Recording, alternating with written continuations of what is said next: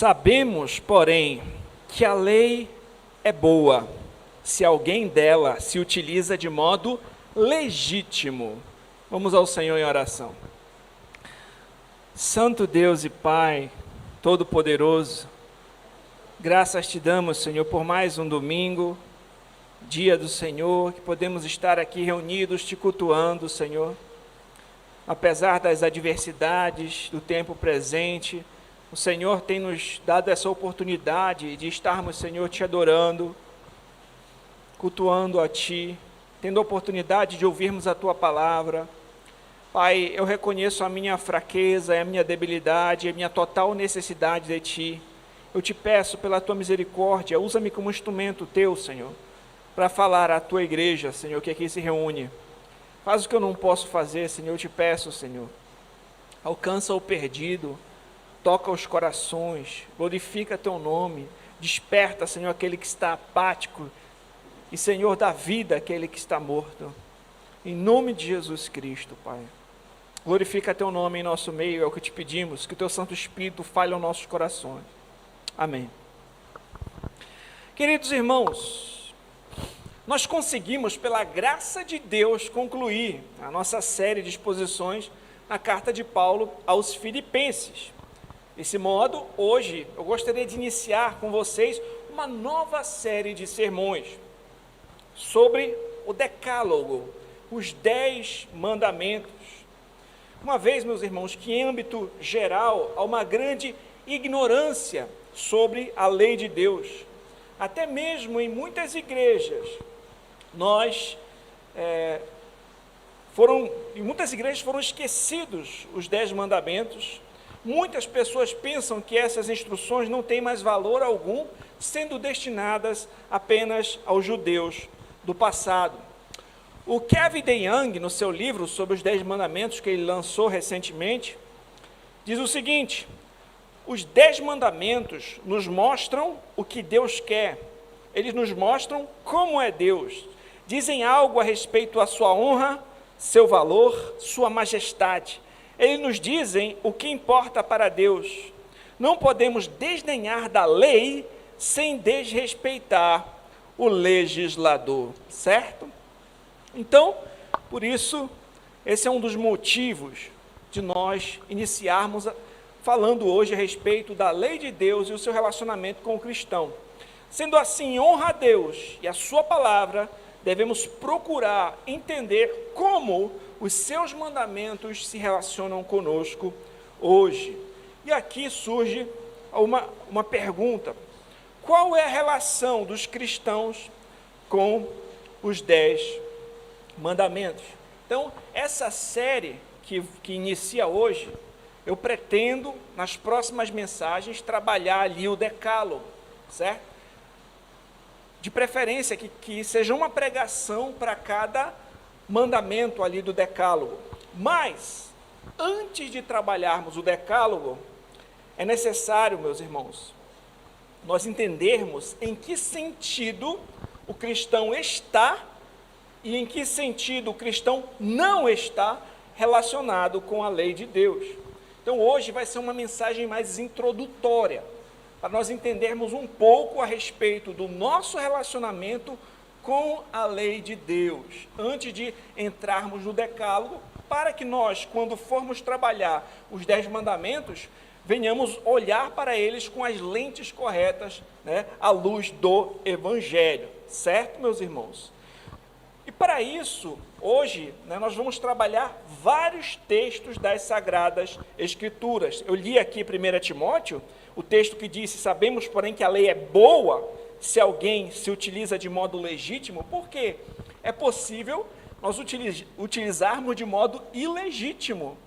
Assim como no contexto aqui da carta de Paulo a Timóteo, né, tinham ali pessoas que pretendiam passar-se por mestre da lei e estavam utilizando a lei de forma ilegítima. Então, existem maneiras de utilizar a lei de forma ilegítima, de forma inadequada. Existem compreensões equivocadas a respeito da lei de Deus. Por exemplo, tem 2 extremos muito bem conhecidos por nós. Um desses extremos é o legalismo. O legalismo são aqueles que procuram encontrar a sua salvação, a sua justificação na sua própria obediência à lei de Deus. Além disso, os legalistas acrescentam leis humanas à lei divina. Então, essa vertente faz o uso ilegítimo da lei de Deus, né? Por exemplo, judaizantes também, que vão querer trazer, né, cerimônias que faziam parte das leis cerimoniais ali do Antigo Testamento, né, ou vão tentar ser aprovados por meio da sua obediência à lei moral, tentar encontrar salvação por meio da sua própria obediência à lei moral. Esse é um método meio ilegítimo de observar a lei de Deus. Mas, no outro extremo, nós vamos ter o antinomianismo, ou seja, aqueles que já vão desconsiderar a lei moral. São aqueles que desprezam a lei moral, a observação da lei moral para a vida cristã. Eles vão dizer assim, uma vez que nós estamos em Cristo, vão utilizar alguns versículos, nós não estamos mais debaixo da lei, estamos na graça, então não tem mais mandamentos para nós observarmos, né? É só um amor, e às vezes um conceito muito vago de amor, e em que os mandamentos são deixados de lado, principalmente a lei moral, né? Então o antinomianismo, ele vai desprezar a observação da lei moral na vida cristã. Então esses dois extremos são meios ilegítimos de observar a lei de Deus, né? E o apóstolo Paulo falou que a lei é boa se alguém se utiliza dela de modo legítimo. E é isso que a gente vai tentar fazer aqui, observar a relação do cristão com a lei. O John MacArthur, no seu comentário dessa passagem que nós lemos, ele vai dizer o seguinte: a lei é boa ou útil porque reflete a vontade santa de Deus e o seu padrão justo, o qual cumpre o seu propósito de mostrar aos pecadores os seus pecados e a sua necessidade de um Salvador. Ele fala aqui a respeito de um dos usos da lei, né, que é de mostrar o pecado e mostrar a necessidade de um Salvador, além de mostrar qual é o padrão de justiça, qual é a vontade de Deus, né? Então, meus irmãos, hoje em dia muitas pessoas têm uma impressão ruim a respeito da lei, mas Paulo afirma claramente que ela é boa. O que é ruim, meus irmãos, é o uso incorreto da lei, como nós falamos, por exemplo, falsos mestres, antinomianos, ou judaizantes, ou legalistas, ou libertinos, são usos errados. Isso que é ruim, não é a lei em si, mas o uso errado da lei. Portanto, hoje nós vamos observar algumas verdades sobre a lei de Deus e como ela se relaciona conosco. Antes de tudo, o que é a lei de Deus? Eu peguei uma definição que diz o seguinte: a lei de Deus é o sistema de regras que reflete o caráter de Deus, que se fundamenta na ordem criada e que se revela nas Escrituras. Eu vou ler mais uma vez. A lei de Deus é o sistema de regras que reflete o caráter de Deus, que se fundamenta na ordem criada e que se revela nas Escrituras. Meus irmãos, tendo essa noção a respeito da lei de Deus, eu gostaria de trabalhar alguns textos das Escrituras. Como eu falei, hoje vai ser uma pregação mais de uma forma, de uma teologia sistemática, né? Nós vamos trabalhar alguns textos para desenvolver esse assunto. Nós vamos observar, em primeiro lugar, que desde Adão existe uma lei que rege toda a humanidade.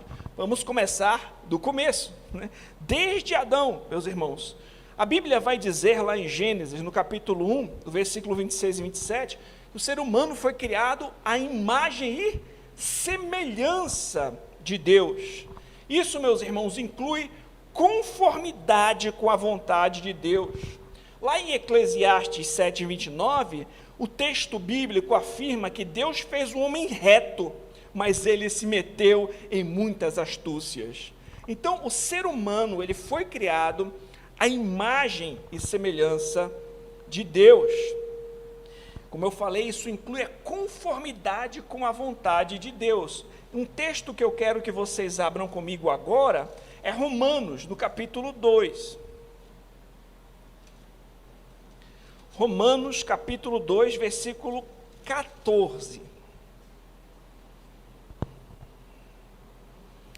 Romanos 2, versículo 14. Diz assim, os irmãos acharam? Quando, pois, os gentios que não têm lei procedem por natureza de conformidade com a lei, não tendo lei, servem eles de lei para si mesmos. Estes mostram a norma da lei gravada no seu coração, testemunhando-lhes também a consciência e os seus pensamentos, mutuamente acusando-se ou defendendo-se. Então, meus irmãos, nesse texto, o apóstolo fala a respeito dos gentios, ou seja, aqueles que não eram judeus, né? Que mesmo sem ter o conhecimento da revelação da lei, sem ter o conhecimento ali da letra gravada, né? Dos escritos, dos oráculos de Deus ali do Antigo Testamento, mesmo assim, eles têm uma lei nos seus corações, e a sua consciência o acusa quando eles transgridem essa lei, né? Então, mesmo aqueles que não tiveram contato ali com a revelação especial de Deus, com as sagradas escrituras do Antigo Testamento, com os 10 mandamentos nas 2 tábuas da lei, com os escritos dos profetas, mesmo assim, eles têm uma lei. Todo ser humano, ele tem uma noção a respeito daquilo que é certo e daquilo que é errado. E ele tem uma consciência que lhe acusa em relação a isso, a sua observação a essa lei. Alguns chamam também de lei natural, essa lei que é universal, que faz parte da revelação geral de Deus, que todo ser humano, né, já nasce com essa noção a respeito dela. Um teólogo holandês, Wilhelmus Abrakel, eu acho que é assim que se pronuncia o nome dele, disse o seguinte: se os homens, mesmo após a queda, têm uma lei escrita em seus corações, e são, portanto, uma lei para si mesmos, embora imperfeita e obscura, muito mais evidente é o fato de Adão ter tido uma lei no estado de retidão. Então, ele vai mostrar que até mesmo depois da queda, o ser humano ele já tem essa noção a respeito da lei, quanto mais Adão antes da queda, né? Então, o ser humano ele já foi criado ali com essa noção, com essa lei natural gravada dentro de si. O que é essa lei universal, essa lei natural? Que todo ser humano tem essa noção a respeito dela. É a estrutura ética ou moral que Deus revelou aos seres humanos na criação, e é discernida através da razão e da experiência. O sumário de teologia Lexham diz isso aqui. Então, o conhecimento dessa lei natural está impresso na mente por natureza, né?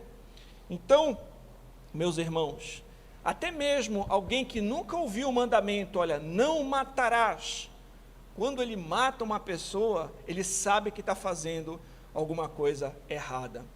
Mesmo que ele não tenha aquela plena noção, mesmo que ainda assim a sua compreensão da lei seja uma compreensão ainda manchada pelo pecado dessa lei natural, ele tem ali dentro de si uma noção de que aquilo que ele está fazendo é uma coisa errada. Mesmo aqueles que não conheceram ali os mandamentos expressos, eles têm alguma noção a respeito da lei.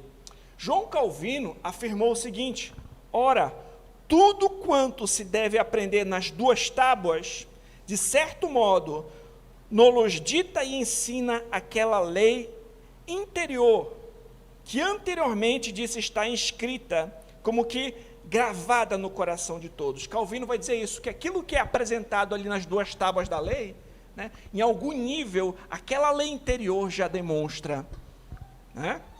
Não terás deuses além de mim, não farás para ti imagem de escultura, né, não chamar o nome do Senhor em vão, observar o dia do Shabat, né, honrar pai e mãe, etc.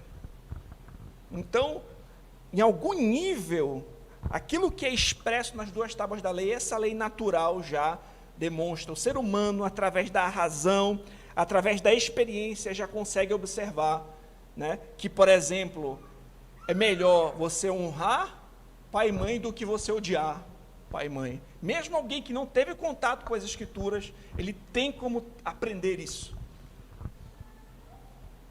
E, meus irmãos, se não houvesse lei, todas as coisas seriam igualmente lícitas, tanto amar a Deus quanto odiá-lo, matar os pais ou honrá-los. A própria vontade de alguém lhe seria razão e lei, de modo que poderia fazer o que lhe bem aprovesse, disse Turretini. Se não houvesse lei, cada um faria a sua própria lei, faria o que achasse melhor para si mesmo, né? Não teria diferença entre honrar e matar o pai ou a mãe.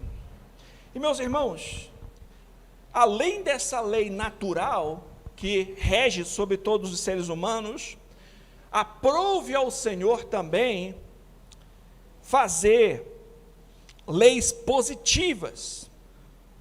Por exemplo, o Senhor acrescentou ali no Éden um preceito particular de não comer da árvore do conhecimento do bem e do mal.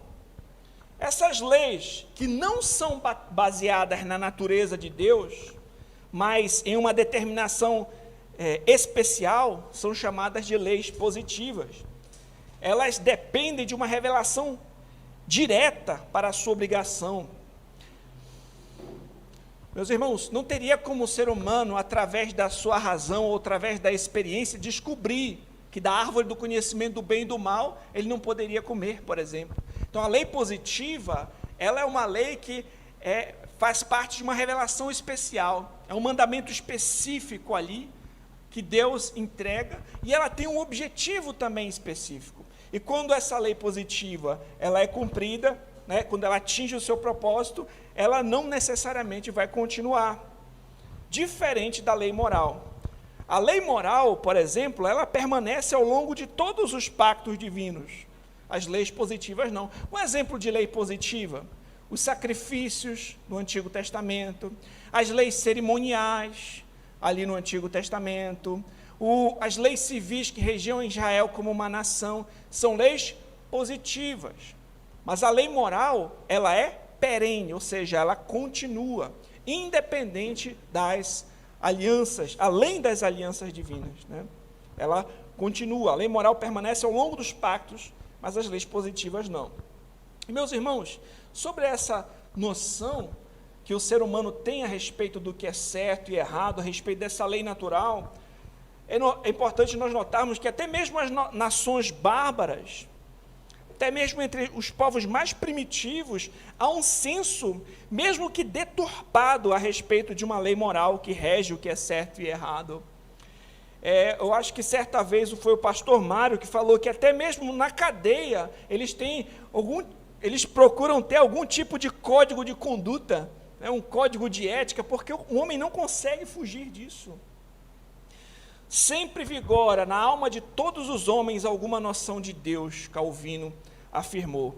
Então, meus irmãos, nós precisamos entender que existe uma lei moral que rege sobre todos. Não somos nós mesmos que decidimos qual é o padrão, mas é Deus quem decide.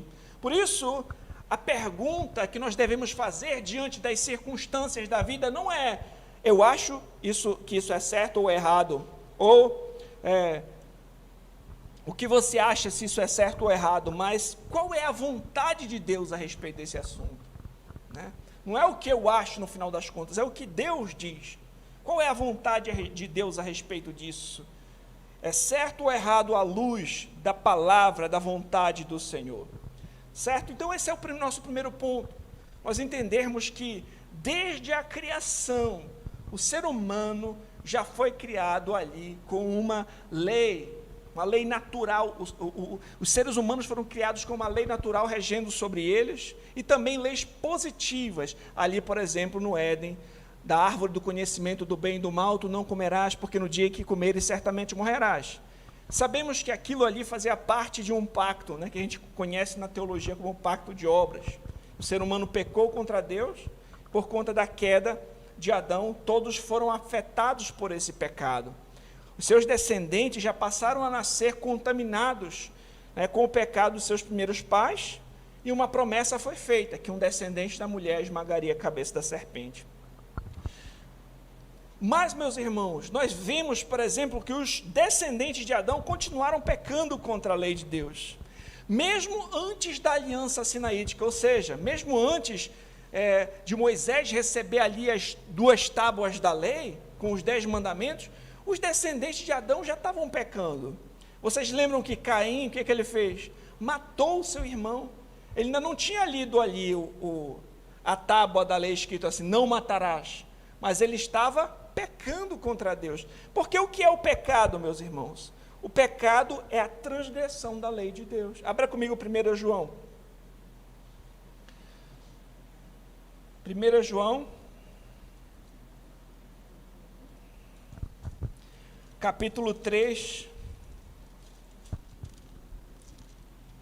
versículo 4.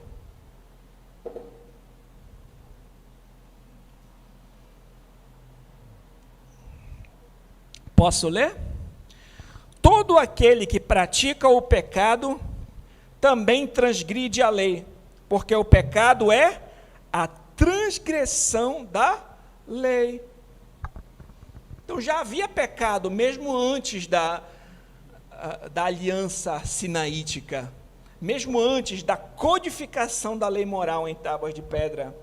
Aquelas pessoas ali no Antigo Testamento, por exemplo, Caim que matou Abel, ou toda aquela geração ali do dilúvio que estava pecando contra Deus, que a maldade deles ali estava desagradando a Deus, o Senhor mandou um dilúvio. Aquelas pessoas estavam pecando contra a lei de Deus, essa lei natural, essa lei universal, que estava ali nos seus corações, que a sua consciência lhe acusava. Essas pessoas estavam pecando contra a lei de Deus. Então, o que acontece lá em Êxodo, por exemplo? Abra comigo agora Êxodo, capítulo 20. É o nosso segundo ponto, que é a codificação da lei moral em tábuas de pedra. Abra aí. Êxodo 20. Êxodo, capítulo 20.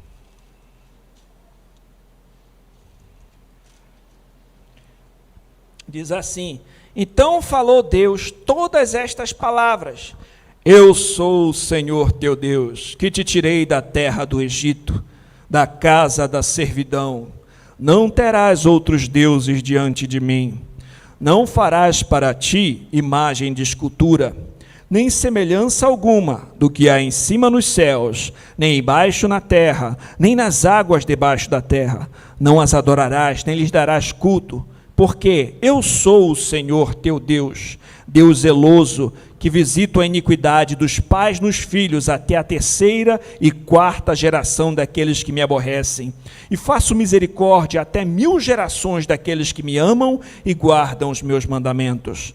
Não tomarás o nome do Senhor teu Deus em vão, porque o Senhor não terá por inocente o que tomar o seu nome em vão. Lembra-te do dia de sábado para o santificar. 6 dias trabalharás e farás toda a tua obra, mas o 7º é o sábado do Senhor teu Deus. Não farás nenhum trabalho, nem tu, nem o teu filho, nem tua filha, nem o teu servo, nem tua serva, nem o teu animal, nem o forasteiro das tuas portas para dentro, porque em 6 dias fez o Senhor os céus e a terra, o mar e tudo quanto neles há, e ao 7º dia descansou. Por isso o Senhor abençoou o dia de sábado e o santificou.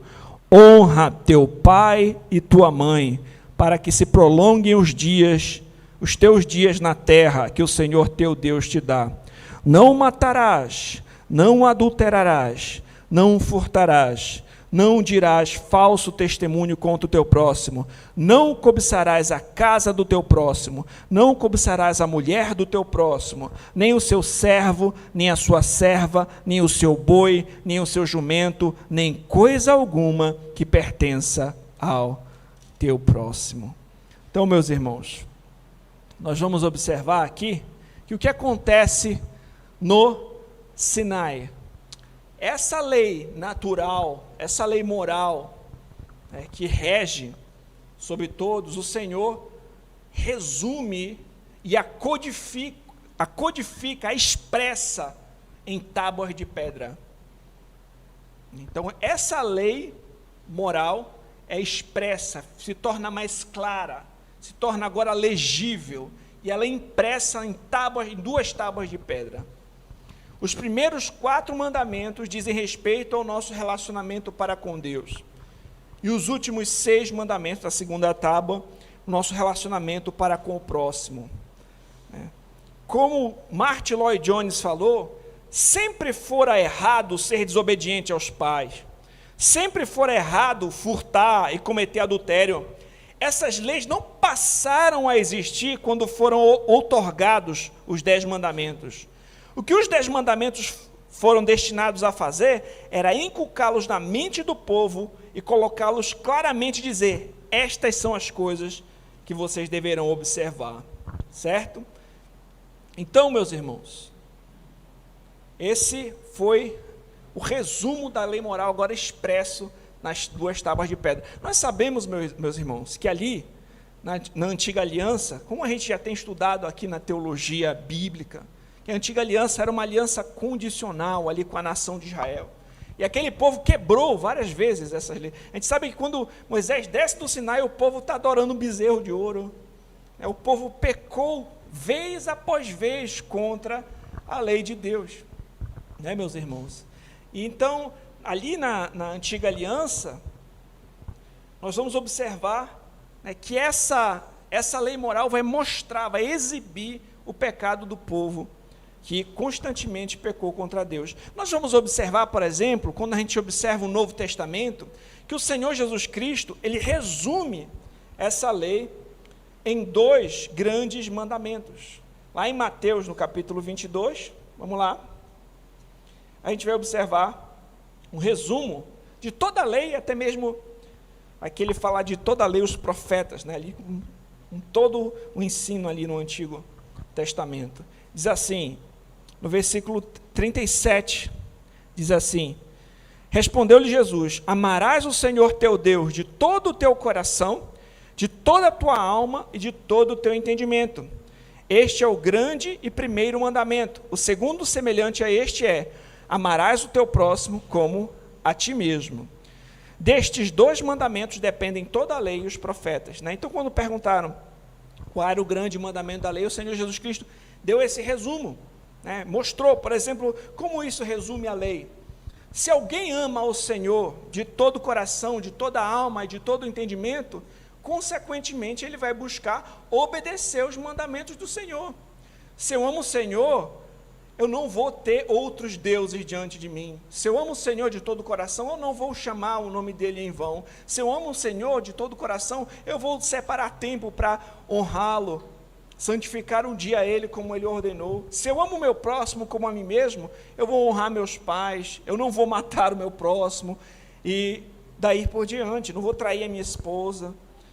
Tanto, isso é verdade, que o resumo dos mandamentos pode ser feito dessa maneira, como o Senhor Jesus Cristo demonstrou, que o próprio apóstolo Paulo também vai trabalhar isso em Romanos 13, quando ele vai dizer, no versículo 8, diz o seguinte: a ninguém fiqueis devendo coisa alguma, exceto o amor com que vos ameis uns aos outros.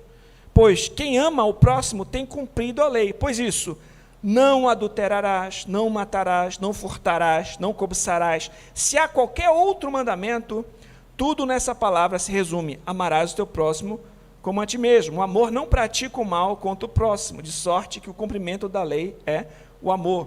Então, Paulo ele utiliza aqui esse resumo da segunda tábua, mostrando que se eu amo o meu próximo, eu não vou matá-lo, eu não vou adulterar, não vou trair minha esposa e daí por diante, meus irmãos. Então, os mandamentos, eles são, o resumo dos mandamentos é amar a Deus sobre todas as coisas, amar a Deus de todo o nosso coração, de toda a alma, de todo o nosso entendimento, e amar o nosso próximo como a nós mesmos. O primeiro mandamento resume a primeira tábua, o segundo mandamento a segunda tábua da lei, certo? Tendo isso em mente, voltando agora ali para a antiga aliança, nós vemos que além da lei moral, além do decálogo, isso é importante nós notarmos que os 10 mandamentos, o decálogo, a lei moral, ele tem um destaque maior do que as leis cerimoniais e as leis civis, ali que regiam a nação de Israel. Somente as 2 tábuas da lei, que Moisés inclusive quebrou, mas depois o Senhor fala para ele fazer de novo, que o Senhor ia escrever os mandamentos novamente ali nas tábuas. Essas tábuas foram colocadas na Arca da Aliança, né? Então, esses 10 mandamentos que foram escritos pelo dedo de Deus, eles têm proeminência em relação às leis cerimoniais e às leis civis. Por quê? Essas outras leis eram leis positivas, que tinham um objetivo específico. Por exemplo, as leis cerimoniais, meus irmãos, dizem respeito às cerimônias e os sacrifícios instituídos no sistema levítico, e apontavam para Cristo.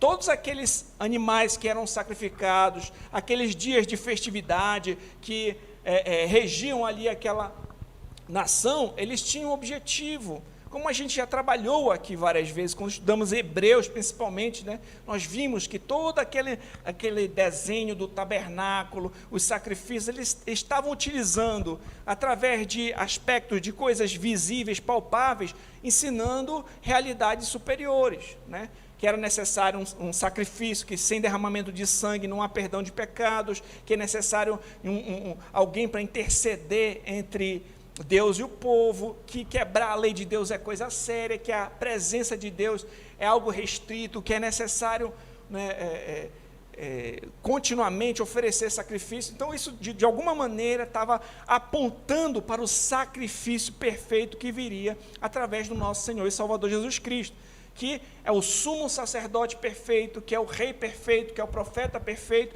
que oferece um sacrifício perfeito de uma vez por todas. Então, aquele sangue de animais, eles não resolviam o problema do pecado, mas eles apontavam para o sacrifício perfeito de Cristo, que de fato é quem resolveria o problema do pecado.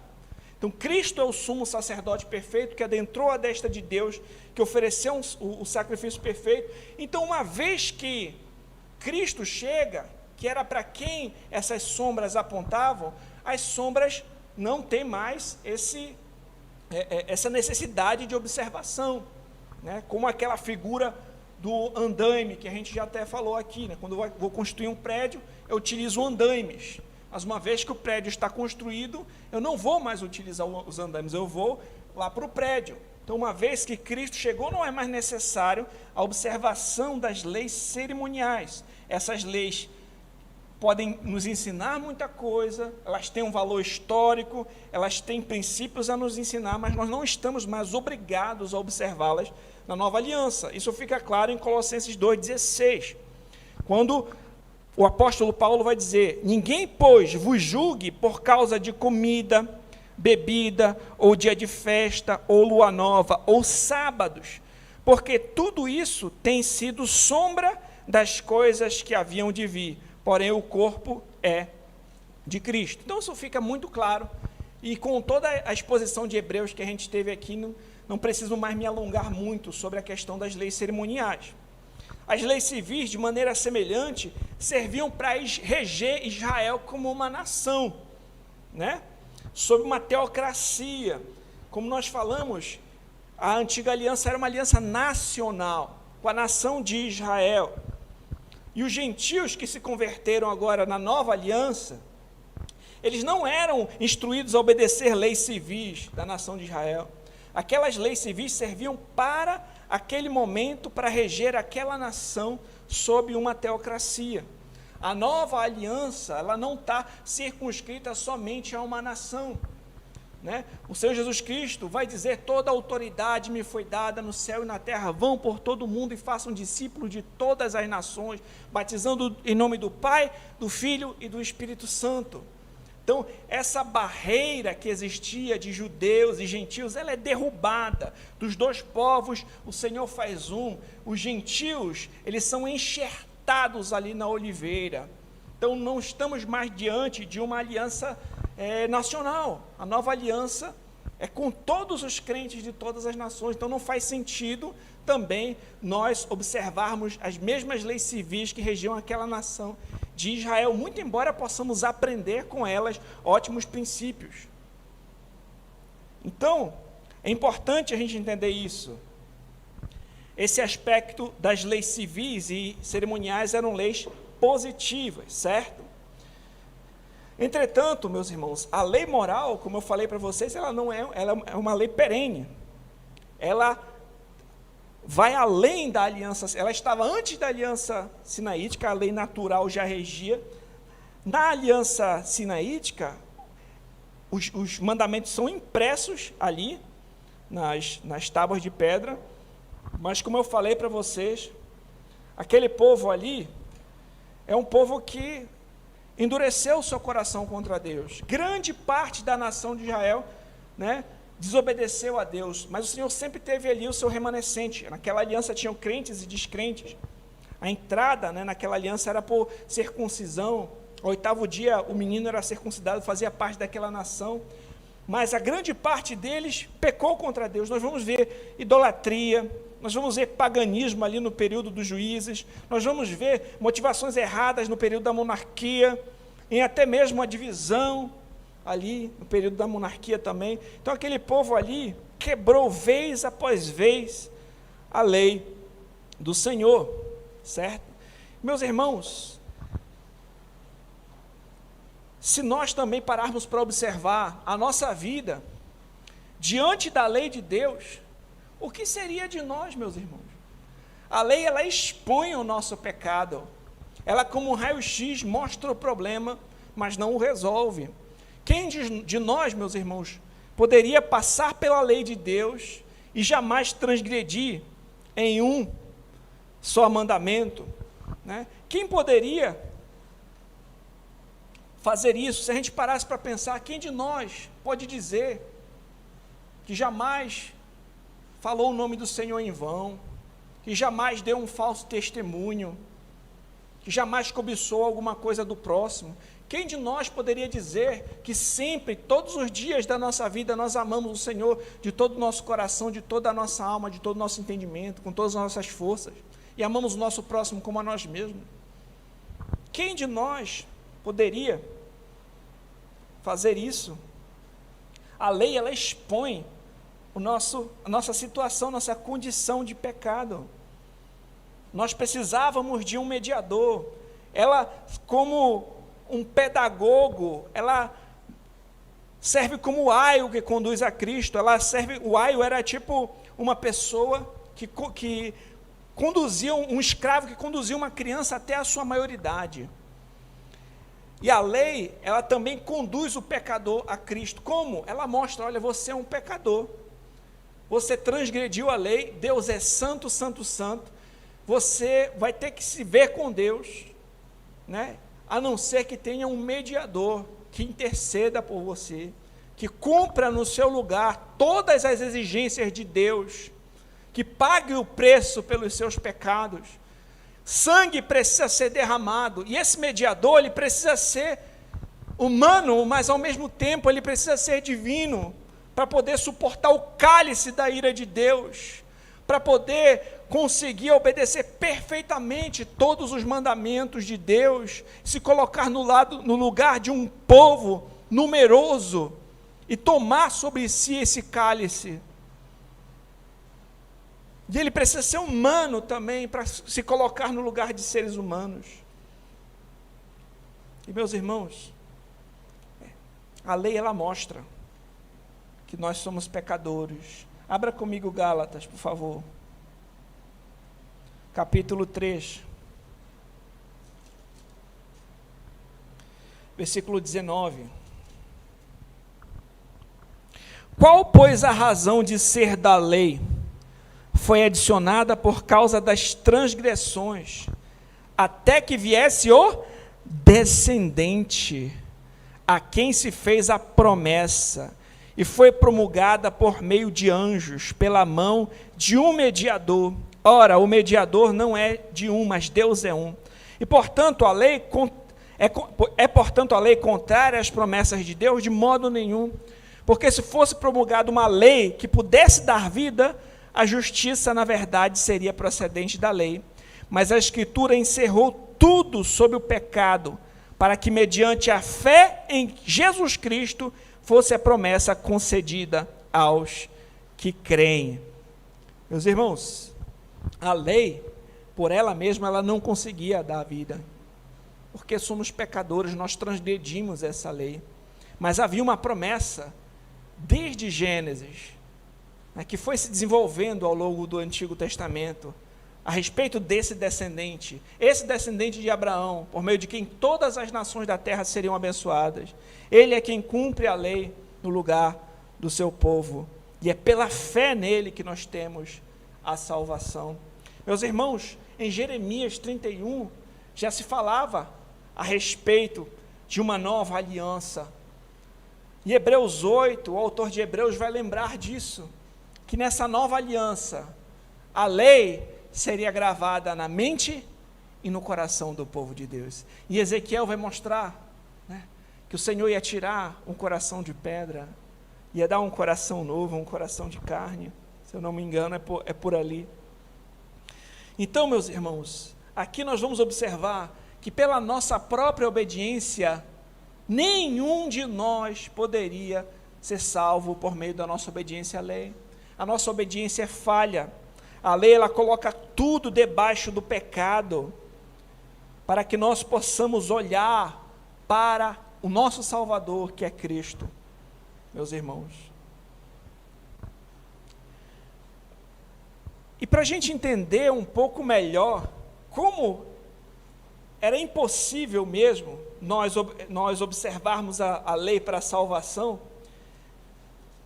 é interessante quando a gente vê que o próprio Senhor Jesus Cristo, lá em Mateus 5, no Sermão do Monte, ele vai dizer o seguinte, não penseis que vim revogar a lei, ou os profetas, não vim para revogar, vim para cumprir.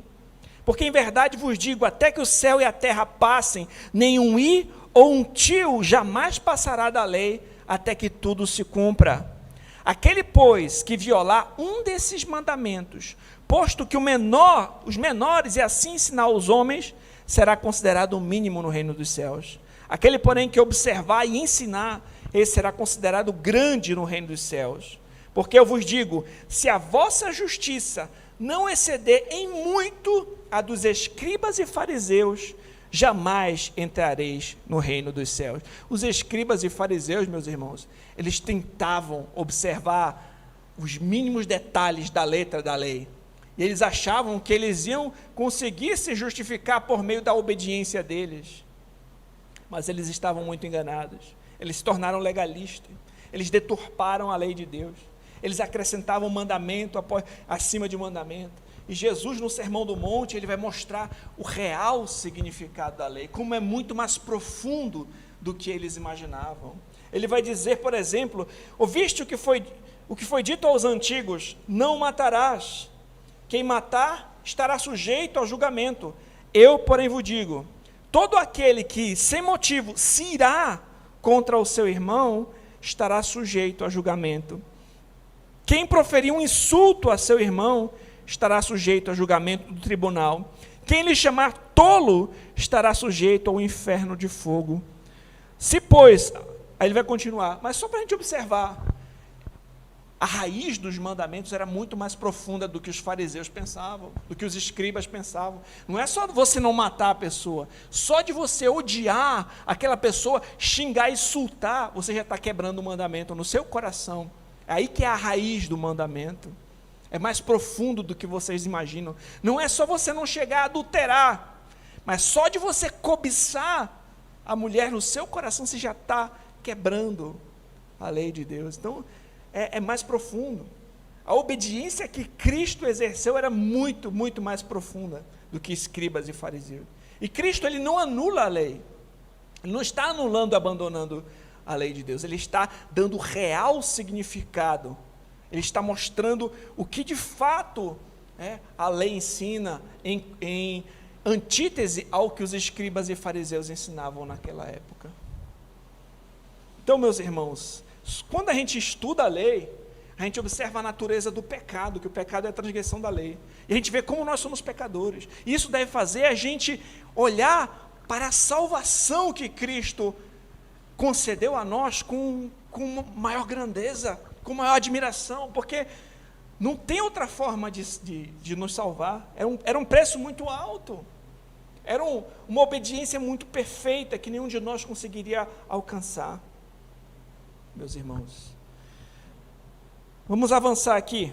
Jesus, o Filho de Deus, veio ao mundo como um verdadeiro homem, nascido debaixo da lei. A gente vê isso lá em Gálatas também, Filipenses 2,7, Gálatas 4,4.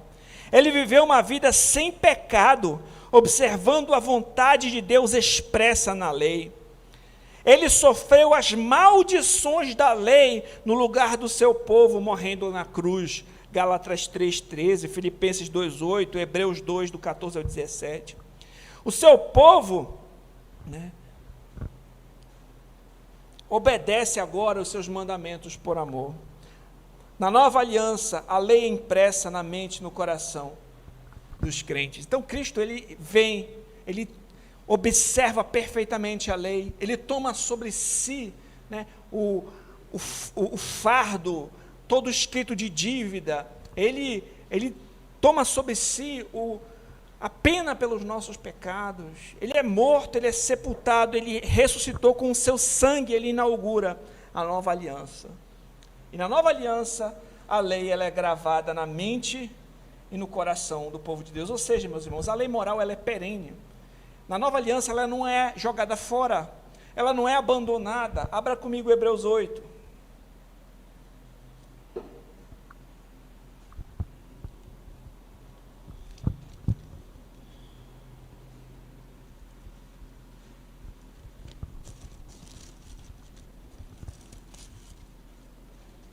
Hebreus capítulo 8, versículo 10.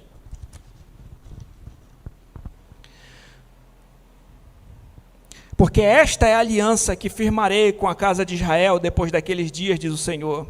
Na sua mente imprimirei as minhas leis, também sobre o seu coração as inscreverei. Eu serei o seu Deus e eles serão o meu povo. Então, meus irmãos, na nova aliança, o cristão agora regenerado, justificado, salvo por Cristo, agora habitado pelo Espírito, ele vai obedecer à lei moral, não para tentar ser salvo por meio dela. Nesse sentido, nós não estamos mais debaixo da lei, e sim da graça. É nesse sentido que a gente tem que observar textos como aquele de Romanos 10,4. Nós não estamos debaixo da lei, mas debaixo da graça. Não estamos debaixo da maldição da lei, não estamos debaixo da condenação da lei. É nesse sentido realmente, Cristo obedeceu por nós, mas o cristão obedece à lei moral como regra perfeita de justiça, por amor a Deus e ao próximo, em gratidão àquele que nos amou primeiro. Nesse sentido, sim, nós vamos observar a lei de Deus. Deu para entender, meus irmãos? Tem uma frase que pode nos ajudar a compreender isso, que é: a lei conduz pecadores a Cristo para serem justificados.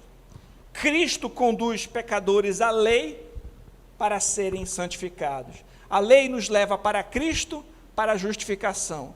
Cristo nos leva para a lei, para a santificação. A lei mostra o nosso pecado, a gente vê que é pecador. Para onde a gente vai correr? Quem é o mediador? Quem é o salvador? Cristo. Aí, quando nós vamos até Cristo, a lei é gravada na nossa mente, no nosso coração. Então, Cristo nos leva a lei para a santificação. Ele vai dizer: aquele que tem os meus mandamentos e os guarda, esse é o que me ama.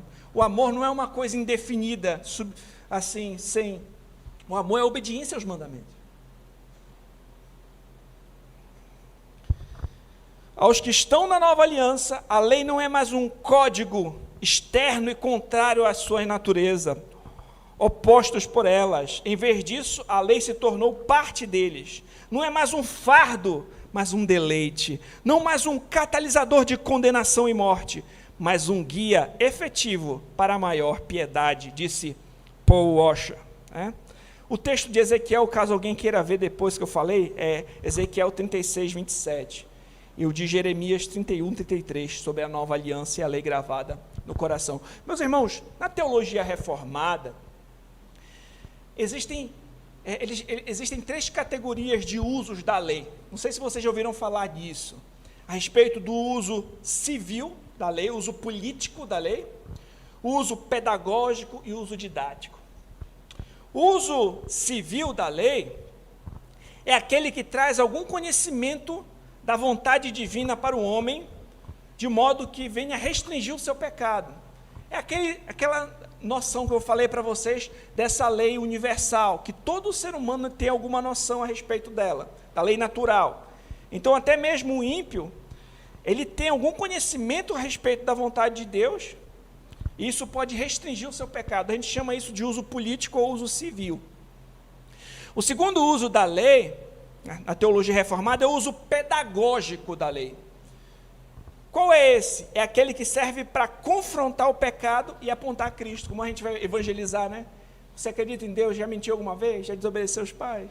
A pessoa vai vendo que é pecador e a gente vai e prega o evangelho. Então esse é o uso pedagógico, que serve para expor o pecado, como um espelho que mostra ali que a pessoa está suja, né? Então esse é o uso pedagógico, que deve servir para conduzir os pecadores a Cristo. E o terceiro uso, que é sobre esse que eu falo, que os crentes estão agora salvos, devem observar, é o uso didático da lei. Ele serve para os crentes como uma norma de conduta. Deu para entender? Serve como uma norma de conduta, sobre como nós vamos viver para crescer em santificação e observar a vontade de Deus e glorificar a Deus. Esse é o terceiro uso da lei na teologia reformada. O primeiro uso se aplica a todos os homens, que é o uso político, o uso civil, né? Que é essa noção que eles têm a respeito da vontade de Deus, alguma noção, e isso serve para restringir o pecado. O segundo uso, o uso pedagógico, ele se aplica a todos os que entram em contato com a palavra de Deus. Quando a gente vai pregar a palavra de Deus, a pessoa tem contato ali.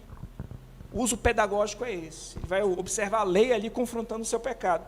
Mas o terceiro uso da lei, ele só se aplica aos crentes, que é essa lei como uma norma de conduta.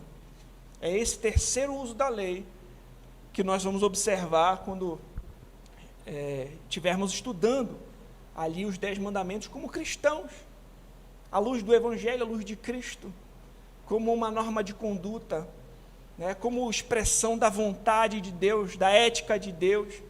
É nesse sentido que o cristão vai se relacionar com a lei de Deus. Deu para entender? Para caminharmos para a nossa conclusão, eu vou lembrar de algumas verdades que nós trabalhamos aqui. Eu queria que você também prestasse bastante atenção. Nós vimos, meus irmãos, que o Senhor, desde a criação, fez o homem à sua imagem e semelhança, colocou dentro dele a sua lei.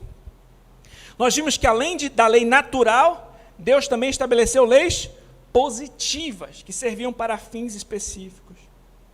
Nós vimos que mesmo após a queda do ser humano, a lei de Deus continuou a reger sobre os homens, que vez após vez pecavam contra ele.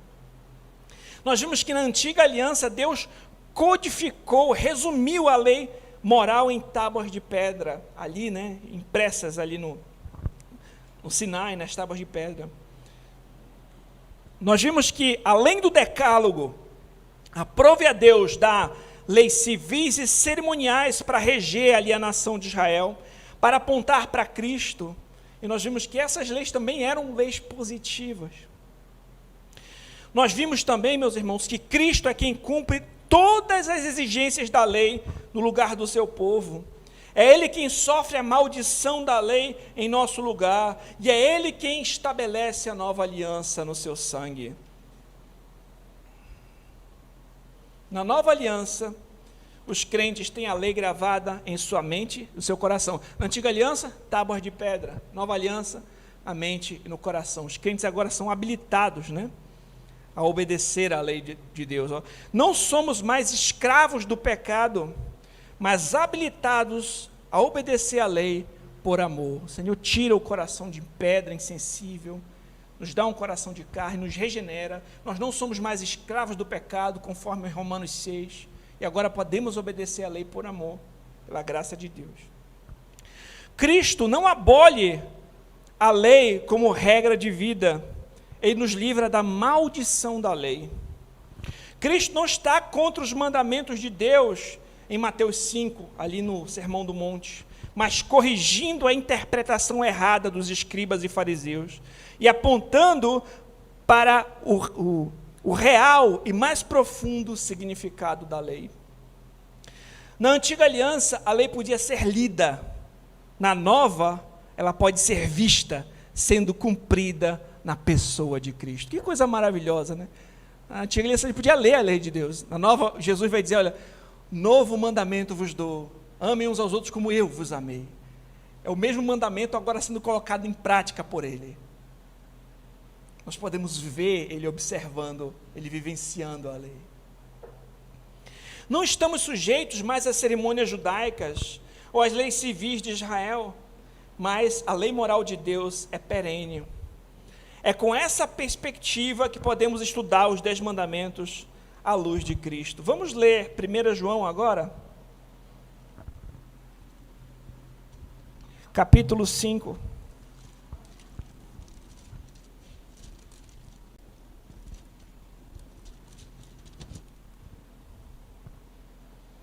Versículo 3.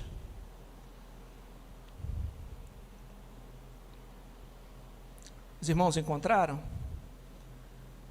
1 João, capítulo 5, versículo 3. Posso ler? Vamos lá.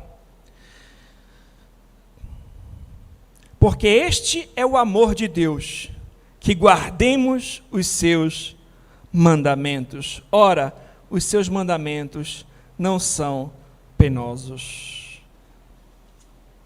O nosso amor por Deus é expresso em obediência, meus irmãos. Eu trouxe uma frase de Agostinho. Ele disse o seguinte: dizer que amamos a Deus enquanto vivemos uma vida sem santidade é a maior das falsidades. A obediência aos mandamentos vai ser a nossa expressão de amor a Deus. Então, meus irmãos, para nós concluirmos, é importante nós sabermos que por meio do estudo da lei, nós podemos ver algo do caráter de Cristo que nós devemos imitar. Se nós observarmos, meus irmãos, o Senhor Jesus adorava e servia a um só Deus. Nenhuma coisa ou pessoa usurpou o lugar de Deus em sua vida. Em segundo lugar, Jesus não tinha imagens ou ídolos, mas adorava a Deus em espírito e em verdade. Em terceiro lugar, Jesus tinha o mais alto respeito por Deus e seu nome, prestando reverência a Ele e nunca tomando o seu nome em vão. Em quarto, Jesus separou tempo para descansar e honrar a Deus. Quinto, Jesus obedecia a seus pais terrenos, dando-lhes respeito e honra. Sexto, Jesus nunca matou ninguém ou guardou raiva em seu coração de outra pessoa. Sétimo, Jesus nunca cometeu adultério ou olhou para uma pessoa do sexo oposto com cobiça. Oitavo, Jesus nunca furtou a propriedade de ninguém. E décimo, Jesus nunca cobiçou a propriedade ou teve inveja. A propriedade de outro ou teve inveja. Quando nós observarmos o estudo da lei, nós podemos também aprender a respeito do caráter do nosso Senhor Jesus Cristo. Então vamos observar os mandamentos de Deus, por amor àquele que nos amou primeiro. É com essa perspectiva que nós temos que estudar o Decálogo. Certo, meus irmãos? Essa é a nossa mensagem inicial para que a gente observe as próximas mensagens com a lente certa das Sagradas Escrituras. Vamos ao Senhor em oração. Santo Deus e Pai, nós te agradecemos, Senhor, pela Tua palavra que nos ensina, que nos orienta, que nos instrui. Agradecemos, Senhor, porque o Senhor enviou o Teu Filho, Jesus Cristo, a este mundo, para obedecer todas as Tuas exigências, para cumprir a Tua lei no nosso lugar, de forma que nenhum de nós seria capaz de cumprir. Ele se colocou como mediador entre nós e o Senhor, um mediador perfeito. Ele ofereceu um sacrifício perfeito também, de uma vez por todas. Ele, como um sumo sacerdote perfeito, é quem intercede por nós. Esse é o nosso maior presente, que o Senhor prova o seu próprio amor para conosco. E sendo nós ainda pecadores, Cristo morreu por nós. Nós te louvamos por tão grande salvação. Te louvamos por poder fazer parte do teu povo, porque um dia o Senhor abriu os nossos olhos. O Senhor nos levou ao arrependimento e à fé.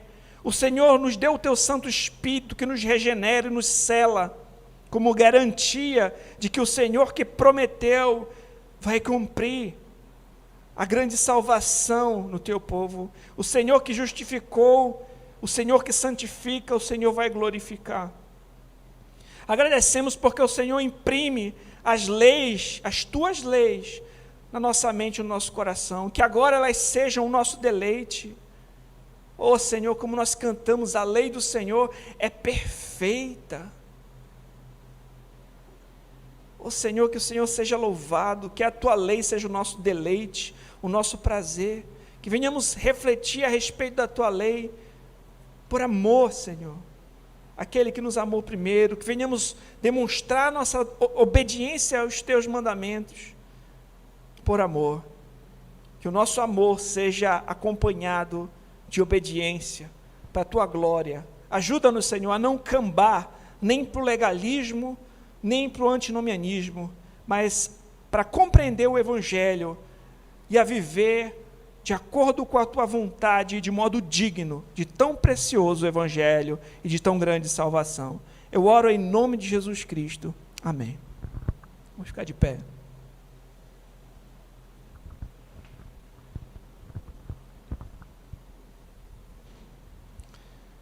E se você está me ouvindo hoje, quem sabe até aí na internet, e ainda não é um cristão, saiba que só em Jesus há salvação. Renda-se hoje a este grande Salvador. Não há outro mediador entre Deus e os homens, senão Jesus Cristo, homem. Disse Jesus: eu sou o caminho, a verdade e a vida. Ninguém vem ao Pai, senão por mim. Entregue os seus caminhos ao Senhor. Renda-se, creia em Cristo, e grande salvação lhe espera. Que a graça e a paz do nosso Senhor Jesus Cristo, o amor de Deus, o nosso Pai, a comunhão e as consolações do Espírito Santo sejam com todo o povo de Deus, e que a igreja diga: tenha uma ótima semana, Deus abençoe. Amém.